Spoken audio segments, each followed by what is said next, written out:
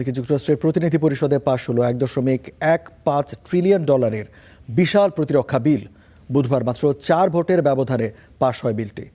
216 ও 212 ভোটে পাশ হয় national defence authorisation act NDAA। পক্ষে ভোট দেওয়ার বেশিরভাগই রিপাবলিকান সিনেটর। রিপাবলিকানদের মধ্যে 7 জন পক্ষে ভোট দেন, আর বিপক্ষে ভোট দেওয়াদের বেশিরভাগই স্বভাবতই ডেমোক্রেট।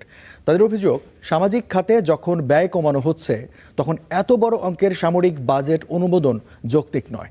অন্যদিকে রিপাবলিকানদের দাবি, ইরান যুদ্ধ, নতুন প্রতিরক্ষা ব্যবস্থা উন্নয়ন, সামরিক সরঞ্জাম ক্রয় এবং সেনা সদস্যদের বেতন ও আবাসন সুবিধা নিশ্চিত করতে এই বাজেট অপরিহার্য।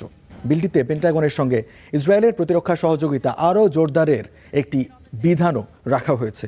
সেটিও ডেমোক্রেটদের মাথা ব্যথার কারণ হচ্ছে।